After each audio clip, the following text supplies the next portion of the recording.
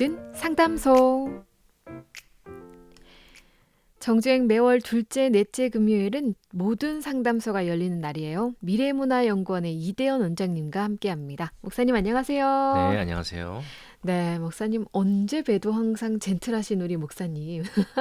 건강하게 잘 지내고 계시죠? 네, 네, 더운 여름이지만 정말 이 뜨거울 때일수록 우리가 운동도 적당히 하고 물도 잘 마시고 네. 또 시원하게 잘 해줘야 되는데 음. 뭐 별일 없이 별탈 없이 잘 지내고 계시죠? 근데 뭐 저는 뭐 더우면 더운 거고요. 여름이니까 당연히 더운 거고.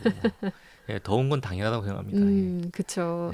네, 네, 건강 관리 잘 하셔야 모든 상담소에도 계속해서 저희들의 궁금증을 풀어가실 수 있기 때문에 저는 늘 목사님의 건강을 걱정한답니다. 감사합니다. 네, 오늘도 이렇게 우리들의 고민을 좀 해소해 주시기 위해서 이 자리에 나와 주셨는데요.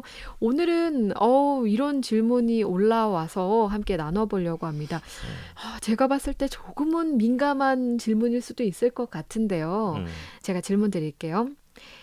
안녕하세요. 저는 이런 질문을 드립니다. 제 주변에 최근 이혼을 경험하고 힘들어하는 친구가 있습니다. 그런데 그 친구가 어려워하는 이유 중 하나가 음, 이혼이 죄라는 사실이 성경에 또 기록이 되었기 때문이라고 하는데요. 음, 하지만 그 친구를 제가 봤을 때 정말 피치 못할 사정으로 한 이혼이었거든요. 음, 이런 사정으로 한 이혼, 이것도 죄가 될까요? 이런 음. 질문이었어요. 민감한 질문이네요. 네. 네. 말 잘못하면 그냥 이 질문에 제가 답변 드리기 위해서 성경 한 구절을 좀 읽어야 될 것 같아요. 마태복음 19장 3절에서 9절 말씀인데 제가 한번 읽어드리겠습니다. 여러분들 다 아시는 성경입니다. 바리새인들이 예수께 나와 그를 시험하여 이르되 사람이 어떤 이유가 있으면 그 아내를 버리는 것이 옳으니이까. 예수께서 대답하여 이르시되 사람을 지으신 이가 본래 그들을 남자 여자로 지으시고 말씀하시기를 그러므로 사람이 그 부모를 떠나서 아내에게 합하여 그들이 한 몸이 될지니라 하신 것을 읽지 못하였느냐. 그런즉 이제 둘이 아니요 한 몸이니 그러므로 하나님이 짝지어 주신 것을 사람이 나누지 못할지니라 하시니. 여짜오되 그러면 어찌하여 모세는 이혼 증서를 주어서 버리라 명하셨나이까. 예수께서 이르시되 모세가 너희 마음이 완악함 때문에 아내 버림을 허락하였거니와 본래는 그렇지 아니하리나 내가 너희에게 말하노니 누구든지 음행한 이유 외에 아내를 버리고 다른 데 장가드는 것을 간음함이니라. 자, 뭐 우리가 이혼에 대해서 얘기할 때마다 늘 등장하는 성경이 아마 이 구절인가 아닌가 싶어요. 네. 하나님이 짝지어 주신 것 사람이 나누면 안 된다. 그러므로 이혼은 죄다라는 거죠. 어, 고대 사회에서의 이혼은 남자의 권리였어요. 음, 그러니까 여성들은 어떠한 권리도 갖지 못했어요. 남자가 일단 결혼하는 것도 아버지의 허락에 의해서 아버지의 선택에 의해서 결혼하게 되는 그쵸. 것이고 결혼하고 난 다음엔 남편이 아내에 아버지를 대한 권리가 있는 대신해서. 거예요. 네. 그러니까 여자를 계수하지 않았다 그러잖아요. 음, 사람으로 네. 취급하지 않았다는 얘기잖아요. 그런 고대의 그 일반적인 사회에서 구약에서 이혼 사유를 지금 모세는 뭐라고 그러냐면 이혼의 사유를 최소화하고 어떻게 이혼 증서를 쓰라고 그러잖아요. 이건 뭐냐면 그 당시의 고대 사회에서의 어떤 그 유대인들에게는 하나님께서 제약을 가하신 거죠. 남성들에게 함부로 이혼하지 못하게 하시기 위해서. 그래서 뭐냐면 사회적 약자를 보호한다는 의미가 있는 거예요. 여성을 보호한다는 의미가 있는 거죠. 지금 예수께서도 말씀하셨지만 하나님께서 인간을 만들 때 남자와 여자로 만드셨다고 그랬잖아요. 네. 그리고 그 남자와 여자를 만드시고 그들에게 똑같은 명령을 내리시오. 뭐냐면 정복하고 다스리라. 그죠? 이 명령을 남자에게만 준 게 아니라 남자와 여자에게 주신 거란 말이에요. 이걸 기억하게 하시는 거죠. 그러면서 그 여자와 남자가 결혼하게 되면 만나게 되면 한 몸이 될 것이라는 것을 이 말씀을 하시는 거죠. 그래서 이제 구약의 율법은 뭐냐면 그 당시에 사회의 일반적인 그 풍조 속에서 여성들 사회적 약자를 보호하시는 하나님의 마음이 담겨져 있어요. 왜냐하면 우리가 구약 성경을 보면은 율법에서도 그렇고 그 당시에 사회에서 가장 약자가 누구냐면 고아와 과부와 그 다음에 이방인이잖아요. 이 고아와 과와 이방인들을 보호하는 것을 하나님의 공의하고 연결을 시켜요. 이게 구약의 율법인데 그런 가운데서도 이 이혼에 대한 말씀도 연결이 된다고 봐요. 근데 지금 예수께서는 뭐라고 말씀하시냐면 딱 한 가지만 허용하세요. 음행한 연고 외에 이혼을 하게 되면 이거는 간음이다라고 말씀하시는 거잖아요. 그러니까 음행의 조건 외 다른 이유 때문에 이혼하게 되는 것은 이거는 죄라는 거잖아요. 음. 그렇기 때문에 성경적으로 말했을 때 음행한 연고 외에 이혼하는 것은 분명히 죄입니다. 음. 그건 뭐 부정할 수 없는 사실이에요. 음. 제가 부정할 수 있는 게 아니라 성경이 그렇게 말씀하고 계시니까요. 그렇지만 이혼은 죄라는 어떤 이런 등식에 좀 집착하지 말고 마태복음 19장이 본래 이 마태복음 19장 내용이잖아요. 19장 내용이 본래 의도한 것이 무엇이냐 음. 여기에 좀 집중을 해봤으면 좋겠어요. 이 본문에 오늘 제가 읽어드린 본문이 주제가 이혼인 건 맞아요.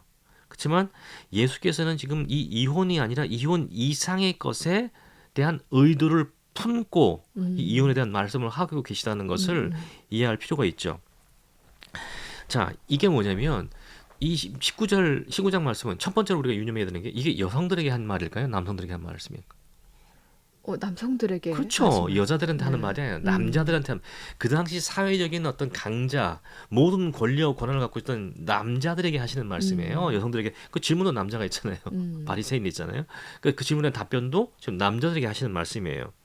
그 때문에 우리가 이 성경을 통해 유추해 볼 수 있는 게 뭐냐면 그 당시 팔레스타인 사회에서 남성들이 전권을 휘두르고 있었고 실질적으로 남자들이 여자들을 자신의 욕구를 채우기 위해서 선택적인 어떤 이유로 인해서 여자들을 버리는 그러니까 이혼 증서라는 형식적으로 이혼을 증서를 써버리고 그 여성들을 버리는 일이 비일비재했다는 것을 우리가 암시적으로 우리가 이 속에서 볼 수 있거든요. 그래서 여성들은 뭐냐면 무조건적으로 피해를 당할 수밖에 없는 입장인 거예요. 원래 하나님께서 모세 율법을 위해서 증서를 써서 주라는 것은 뭐냐면 이혼에 대한 함부로 하지 말라는 것을 함부로 하지 말 것을 명하시기 위해서 하신 것인데 이 당시에 이르러선 남자들이 그냥 뭐예요?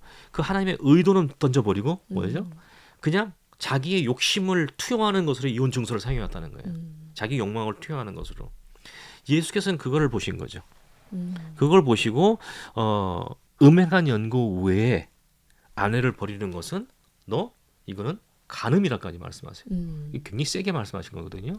생각해 보세요. 그 당시에 팔레스타인 사회에서 여성이 결혼한 여자가 음행할 수 있는 가능성은 조건도 없고 가능성은요 거의 제로에 가까워요. 그런데 그 제로에 가까운 음행한 연고라는 것 외에 이혼하는 것은 간음이라는 얘기는 이혼하지 말란 얘기죠. 그렇죠? 그러니까 나중에 바리새인 뭐라고 그래요? 그럼 내가 장가가지 말아야겠네요.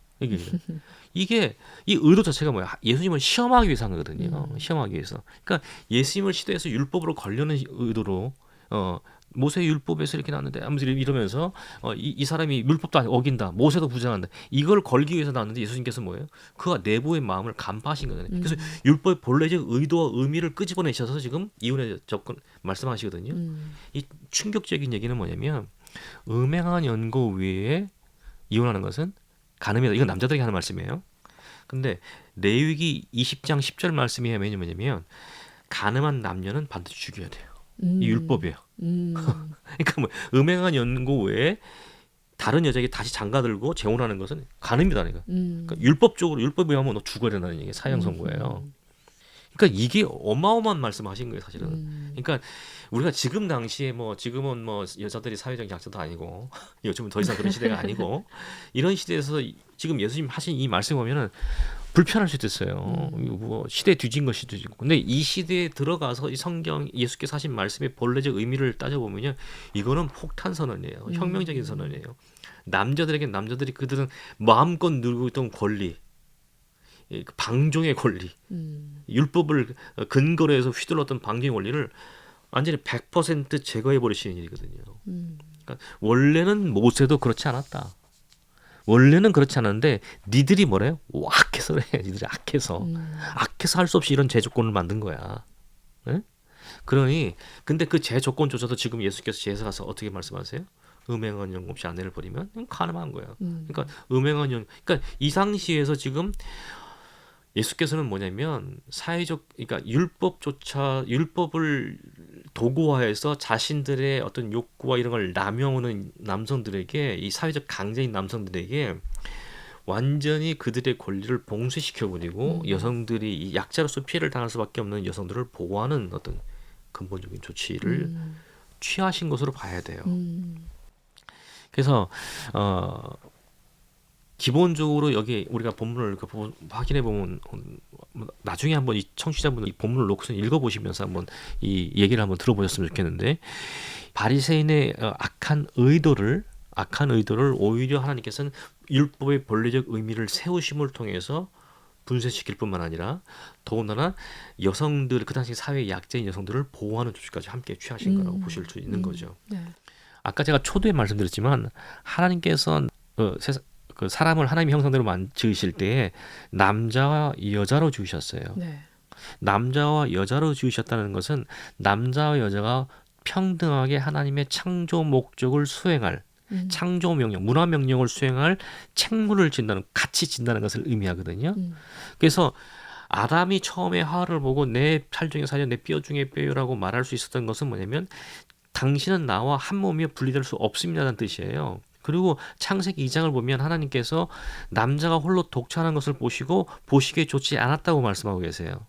그러니까 성경에 등장하는 최초로 등장하는 부정적인 표현인데 최초의 부정적인 표현인데 그 표현은 뭐냐면 남자의 홀로 독처가 부족하다는 거예요. 그럼으로써 뭐죠? 여성을 통해서 남자의 부족함이 메워진다는 거예요.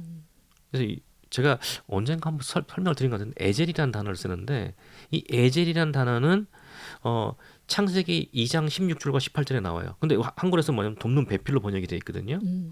영어로도 헬퍼로 번역되어 있어요. 근데 그 번역이 틀린 건 아니에요. 뭐 돕는 자라는 것이니까 한국적 의미에서 배우자니까 돕는 배필이 있으니까 굳이 그걸 뭐 번역 자체를 잘못했다고 볼 수는 없어요. 그렇지만 번역 자체의 문제는 없지만 번역을 해놓고 거기에 의미를 담는 것은 한국 사람들의 문화적 의미를 담아버린 거예요. 성경의 의미가 아니라.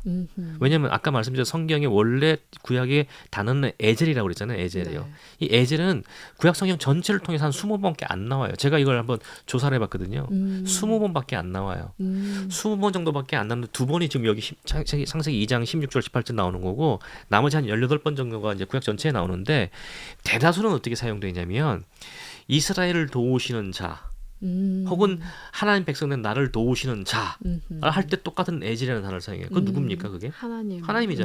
하나님을 의미할 때 에젤이라는 단어를 써요. 그리고 하나님을 의미하는 것이 아닌 다른 것에 쓰인 아주 한두 군데 있는데 그건 뭐냐면 그러니까 약자가 강자를 보조하기 위해서는 단어를 쓰는 게 아니라 도와주는 자가 없으면 이 도움을 받는 자가 온전해질 수 없는 회복될 수 없는 대상일 때 이 단어를 사용해요. 그럼 나머지 18개 에젤이라는 단어를 그렇게 사용한다면 창세기 2장에 등장하는 돕는 배필도 같은 의미를 번역을 해야 되죠. 해석을 해야 그게 맞는 해석이잖아요. 성경은요. 창세기 1장 2장을 통해서 창세기 1장 2장의 하나님의 창조의 원리 속에서는 어떤 형식으로든 남자와 여자를 차별하지 않습니다. 에젤이 이스라엘 도우시는 하나님이라면 지금 창세기 2장에 등장하는 하와의 돕는 자로서의 위치는 뭐예요? 하와가 없이는 아담은 뭐예요? 온전해질 수 없다는 거예요. 하나님의 창조 명령을 수행할 수 없는 존재가 되는 거예요. 그러면 하와로 인해서 뭐예요? 아담이 함께 힘을 합쳐서 어떻게 해요? 하나님의 창조 명령 온전히 수행할 수 있는 존재가 되는 거예요.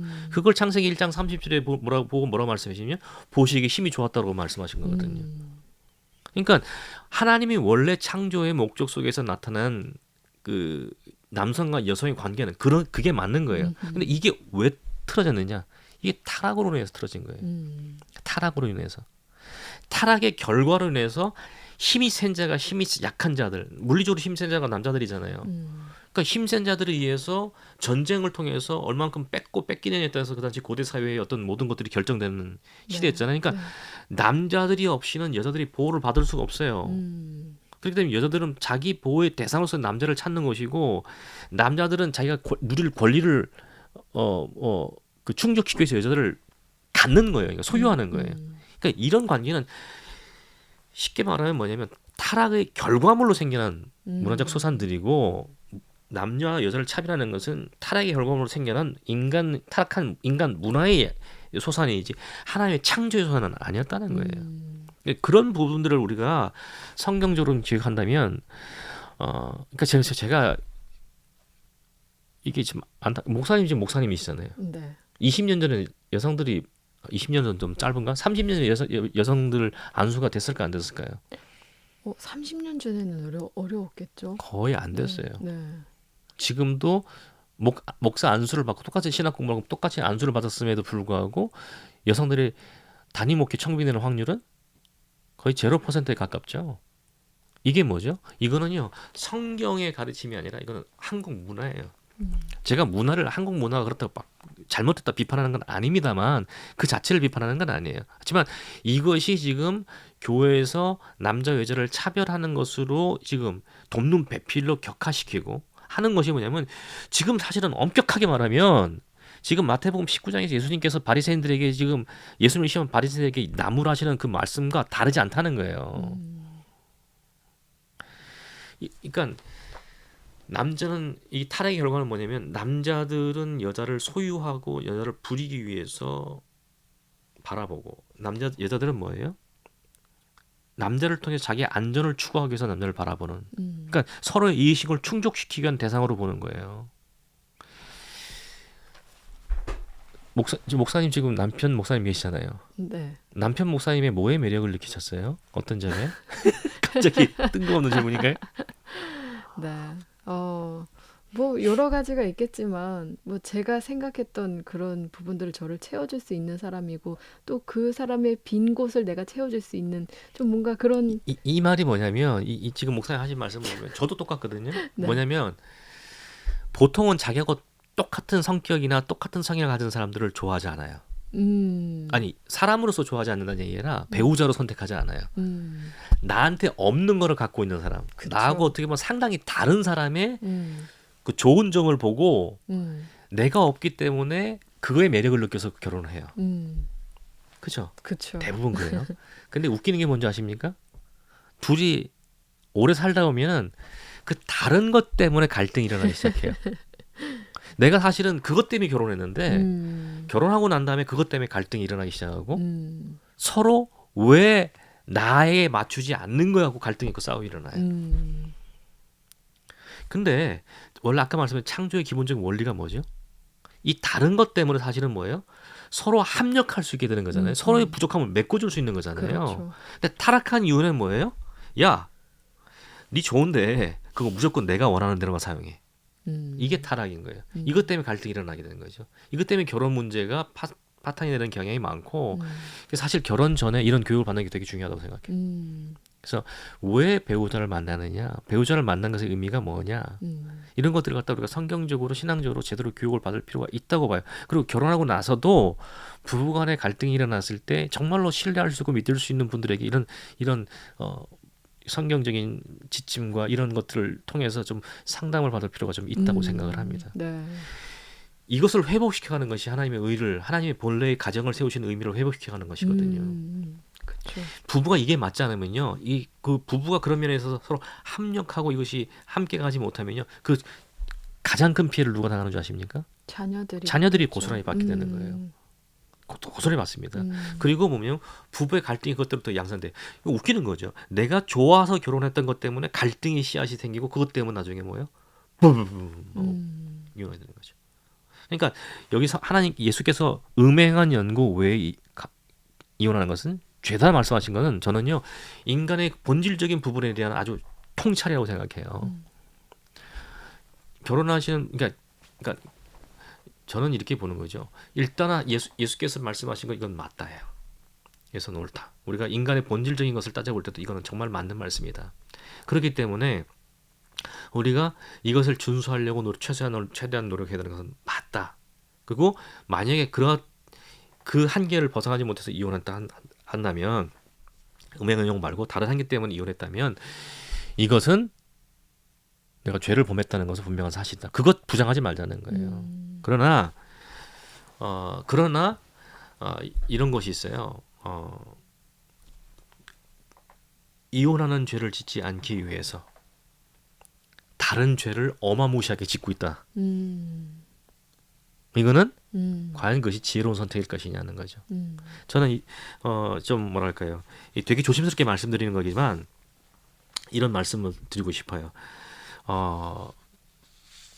뭐랄까요, 내가 이혼을 이혼의 죄를 짓지 않기 위해서 내가 지금 배우자로 인해서 비인간적인 어떤 대우와 내 인격의 모멸감과 그래서 내가 갖고 있는 하나님의 나에게 허락하신 하나님의 형상과 하나님의 그 인간의 존엄성이 내가 훼손되고 있다면 그리고 그 훼손됨을 통해 훼손되는 것 때문에 내 자녀들이 그것이 제3자 나 외에 또 제3자들이 어려움을 겪고 있고 그 다음에 또 뭐냐면 심지어는 내가 겉으로는 내가 참고 있다지만 속으로는 온갖 남편에 대한 혹은 아내에 대한 저주를 퍼부을 수 있잖아요. 그렇다면 성경에 또 예수께서 뭐라 말씀하셨냐면 미워하는 것이 곧 살인이라고 그랬잖아요. 엄격한 의미에서 그러한 죄를 늘 범하고 있는 거거든요. 그러니까 내가 어떤 한 가지 죄를 짓지 않기 위해서 또 다른 죄들을 용인하고 있는 거예요. 그러니까 이런 경우라면 좀 심각하게 생각해 볼 필요가 있다라고 생각합니다. 그리고 교회는 신앙의 공동체는 이런 사유로 인해서 이혼해서 어려움을 겪고 그걸로 여전히 그 이혼의 상태 때문에 어려움을 겪고 있는 사람들에게는 교회는 정죄하는 장소가 아니라 이 상처를 치유하고 회복시키는 장소가 되야 된다고 저는 생각해요. 자, 이게 이렇게 말씀드릴 수 있어요. 이혼 죄 맞습니다. 그러나 그 죄를 짓지 않기 위해서 또 다른 죄들을 용인하고 있다면 그것이 과연 하나님 앞에서 우리가 바른 선택인가? 어차피 지금 우리가 사는 이 세상은 타락한 세상이잖아요. 타락한 세상이기 때문에 완전하고 온전한 의는 이루어지지 않습니다. 여전히 죄가 판치고 있고요. 죄의 영향을 받을 수밖에 없어요. 그런 속에서 과연 어떠한 이렇게 말씀드리면 오해하시면 안 돼요. 저 목사가 이혼을 조장하고 절대 아닙니다. 절대 아니에요. 저는 저도 저희 아내가 그 객관적으로 볼 때 정말 착한 사람이거든요. 근데 그 아내 착한 것 때문에 사실 내가 결혼한 거거든요. 저희 아버지가 오랫동안 목회를 오셨기 때문에 목회를 하면 겪는 어려움들이 많고 가족들이 그걸 다 감수해야 되거든요. 근데 다 참아야 되잖아요. 네. 목회자의 가족이기 때문에 참아야 돼요. 그래서 우리 가족들에게서 최고의 칭찬은 뭐냐면 우리 식구들이 하는 최고의 칭찬은 뭐냐면 착하다예요. 저 사람 참 착해 그러면요 어떤 칭찬보다 높은 칭찬이에요. 그래서 우리 집에서 만약에 우리 와이프하고 내가 뭐 갈등이나 내가 우리 그 가족들 만났을 때 내가 이랬다고 하잖아요. 그러면 내 동생들이 우리 집에는 제 1남 5女입니다. 다 딸이에요. 저만 아들이에요. 제가 딱 중간인데 제 동생들도 그렇고 저희 누나도 그렇고 뭐라 하냐면 야 이건 무조건 네가 문제일 거야. 왜냐면 우리 와이프 이름을 부르면서 네 와이프는 기본적으로 착해. 너는 못됐어. 그러니까 분명히 문제 근원은 네 와이프가 아니고 너야. 네. 이런 판에 내릴 정도로 착한 것에 대한 이게 굉장히 높아요. 그러니까 저도 결혼할 때 우리 와이프 착하거든요. 너무 그게 좋아서요. 그래서 우리 와이프하고 결혼할 때 저는 뭐냐면 110점이라고 했어요. 110점. 100점으로 안 된다. 그 복을 누리고 살았잖아요. 지금 25년간 살았는데 그 착한 것 때문에 이 폭발할 때가 많아요. 네? 그래가지고 힘든 적도 있고 힘들기도 하고 앞으로도 그 힘들어질 거예요. 네. 그때 화가 나가지고 막 감당이 안 된다고. 그러니까 막 한 일주일 동안 말도 안 해. 내가 너무 화가 나고. 그럼 우리 아내는 막 어쩔 줄 몰라요. 이런 일들을 겪기도 하고 겪었고 앞으로도 겪을 텐데 근데 제가 이제 좀 영적으로 조금 성장하고 성숙하기 시작하면서 한 가지 깨달은 게 있어요. 한 가지 깨달은 게 뭐냐면 아내에 대한 불만을 제기하는 내 모습이 보이기 시작한 거예요. 그리고 내가 왜 아내를 사랑했던 부분 때문에 분노를 하고 있는가 하는 것들을 내가 나 스스로를 보게 된 거예요. 그래서 내가 확인하게 되는 게 뭐냐면 내가 정말 악하구나 하는 거예요. 내가 악하구나. 그러니까 지금 이 방송을 혹시 들으시는 분들 중에서 남편이나 배우자로 인해서 아내로 인해서 배우자로 인해서 굉장히 힘들고 갈등하고 그러니까 음행한 연구 외에 갈등해서 이혼을 고민하고 계신 분들 혹시 있으시다면 이 부분을 한번 고려해 보셨으면 좋겠어요. 제가 지금 말씀드린 것. 그게 정말로 하나님 앞에서 옳은 결단인지 아니면 내 악과 내 죄가 드러나는 행위를 하고 있는 것은 아닌지. 그러니까 이걸 깨닫기 시작하면서 다시 아내를 바라보는데 미안하더라고요. 그리고 안타깝더라고요. 갑자기 아내가 살이 빠진 게 느껴져. 말랐더라고요. 그래서 하루 전에도 안 보였는데 이게 번뜩 들어오면서 가슴에 치면서 그러고 난 다음에 아내를 보는데 아내가 마른 거예요. 미안한 거예요. 그죠? 네. 이런 부분들에 대해서는 고민해 봤으면 좋겠다는 생각이에요. 그러나 아까도 말씀드렸지만 내가 죄를 짓지 않기 위해서 한 가지 죄를 짓지 않기 위해서 수많은 죄를 용인하거나 덮거나 하는 것은 하지 않았으면 좋겠다. 네. 이런 말씀, 이게 두 가지 상반된 말씀일 수 있는데 이 두 가지 내용들을 한번 잘 살펴보셨으면 좋겠다 하는 생각이 듭니다. 그렇죠. 오늘 앞서서 말씀해 주신 것처럼 창세기에 나타나는 이 돕는 배필이 그냥 보조적인 의미의 돕는 배필이 아니고 정말 서로가 없으면은 완전해질 수 없는 그런 게 바로 부부잖아요. 오늘 그런 생각을 한 번 더 하면서 더 주님 앞에 기도하는 우리 모든 청취자분들 되시면 참 좋겠네요. 오늘 목사님 덕분에 귀한 대답도 감사드립니다. 지금 깊이 생각해 볼 수 있는 시간이었어요. 네. 오늘 아까 소개해 주신 창세기 19장. 네. 마태복음 19장. 마태복음 19장. 예. 마태복음 19장 한번 같이 읽어보시면서 기도 많이 하시면 좋을 것 같네요. 네. 목사님 오늘도 함께해 주셔서 감사드립니다. 네, 고맙습니다. 네, 지금까지 미래문화연구원의 이대현 원장님과 함께했습니다.